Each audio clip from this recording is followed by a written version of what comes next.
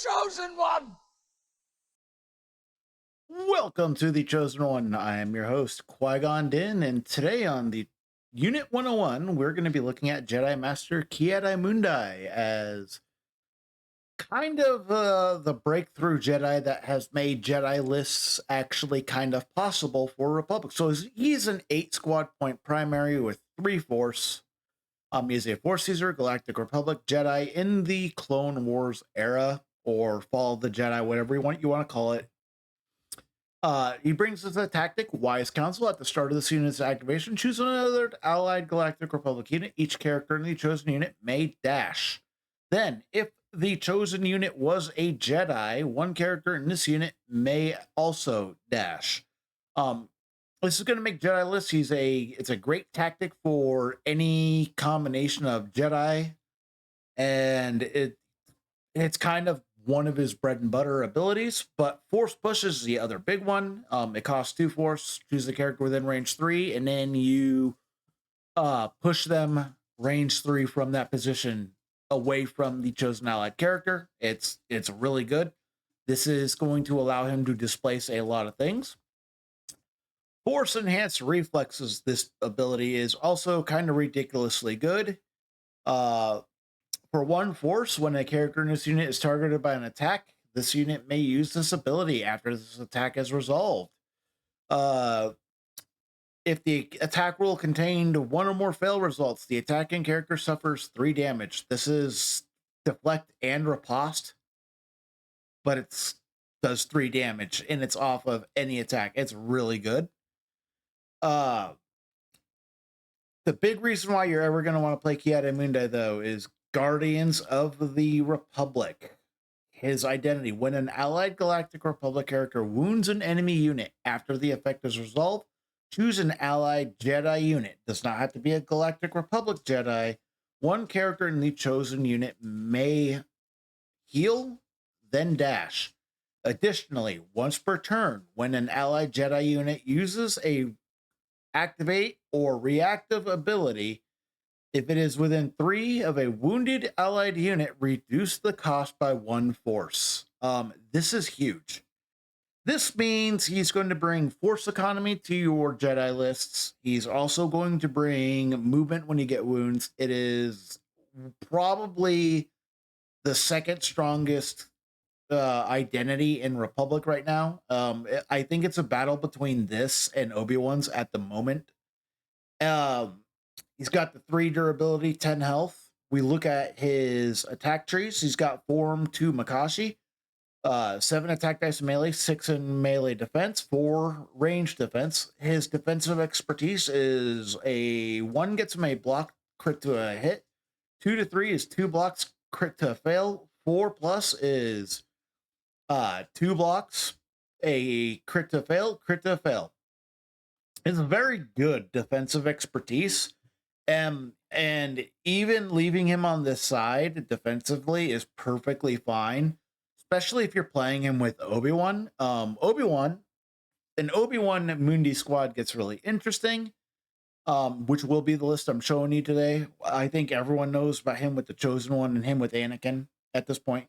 Makashi, the lightsaber, is 1 crit for 1, 2 to 3 is 2 crits, 4 plus is 3 crits. The very, very good expertise. This is kind of the new standard for Jedi primaries, which is a good thing. He starts off with a damage and a reposition or a shove and a damage, which then combine to go into a damage disarm, which can go to either 2 damage in a shove, 2 damage in a expose. And then again, you kind of get this tree where you can go all the way up. There's a lot of steps to it. This tree maxes out at like 9 damage and it has a lot of movement options. Makashi is kind of an underlooked side. When playing with Obi-Wan, a lot of the times, this is where I actually kind of play with him, especially if I can get him to have a hunker. He gets really, really interesting when you start playing him in these hunker-based lists, and you can really utilize this defensive expertise to its like maximum potential. Uh, 4 and 5 Shien. This is his another really good. This is where if you're playing him with Vader, you want him on this side because it, he does some crazy stuff with Jedi Hunter. We got 8 melee dice attack for his melee here. 5 defense dice on both. His defensive expertise is a block and a heal. 2 to 3 gets you 2 blocks and a heal. 4+ gets you 2 blocks, 2 heals. Again, perfectly serviceable defensive expertise. It's going to keep him condition free. We look at the offensive expertise, and this is where it gets kind of crazy with how consistent this side of the tree is. 1 gets you 2 hits, 2 gets you 3 hits, 3+ gets you 4 hits. This is why Vader is so strong with him. The conversion rate on that 11 attack dice with this good offensive expertise, he's going to pretty much full tree every time he throws 11 attack dice, and it's really good. So what do we do with this tree? Well, if we do stick to the top route and just do the diagonal to the top, we get 8 heals, 2 damage, a shove, and a free active ability. We do the bottom route where we stick to the bottom, it turns out to 8 damage, a shove, 2 heals, and a free activate ability. Again, the heals in the center spot will clear off the Vader damage from him getting extra dice. So if you want to play a really aggressive Republic Jedi kill list, Vader Mundi is kind of the way to go. It allows you to play displacement, but also really play into that attrition game. But where do we want to go with if we want to play more of this mid-range kind of control, really defensive style list? Well, we're going to play this with my previous Unit 101 character, General Kenobi. And we're going to start this with Mundi, obviously. So how many Jedi do I like to play in any list where I'm playing Ki-Adi-Mundi? So when I'm playing Ki-Adi-Mundi, I want at least minimum 2 Jedi in the list, but I prefer 3. And 3 is the max I go when it comes to units, because the more Jedi you put in your list, the more range attacks you give up. And that is a dangerous precedent on a lot of maps. So we're looking at secondaries. Instantly, I'm going Shakti. When I'm playing Ki-Adi-Mundi, I like Shakti next to him. You get double displacement here. Shakti is just a workhorse. 3-cost unit. I like the ARFs when I'm playing Obi-Wan, because the ARFs become a little bit more survivable. You can go ARFs, you can go 5-0 first year, but since we're doing Obi-Wan, we already have a damage output support. Obi-Wan, Rex, Commandos. Again, I'm leaning into the standard squad here for Obi-Wan, and I'm cutting out the Padawans for ARFs because the supporting fire dash is really important. They also have defensive maneuver, which leads into the hunker mechanics. And when it comes to Obi-Wan, having 2 non-hunker generic hunker gaining units is fine.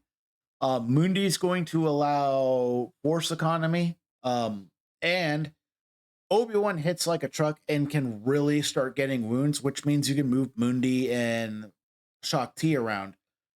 You have a lot of movement in this list. This list is very strong. It kind of balances offense with displacement and defense. It's kind of like the jack of all trades list for Republic at the moment. If was going to take a 2x2 list where I wanted to play something that wasn't Republic, this is one of the lists that I would consider. Mundi Obi is very, very strong and is one of the best kind of contenders for, in my opinion, top 4 Republic lists in the game. I think you have enough power here to really leverage a lot of stuff. And Obi-Wan really kind of helps some of the weaknesses that Shakti and Mundi bring. The weakness to Shakti and Mundi is if you pull them super early and they just hunker onto a point, they kind of don't do anything. And the problem with most of the time is you just melee them to clear their hunkers. When they get to keep their hunkers, they start becoming really hard to deal with. And Mundi with a hunker token, if you are going a turn one Mundi, I will gladly switch him to Makashi if he's not going to make an attack or anything. Move him up, hunker up, and have him on a point on Makashi's stance. He's throwing the 5 defense dice at that point at range, plus if he's in cover, so it'll be 6. That defensive expertise means he is an attack target you really do not want to hit, because you're going to take 3 damage and you just might not do anything in the Mundi.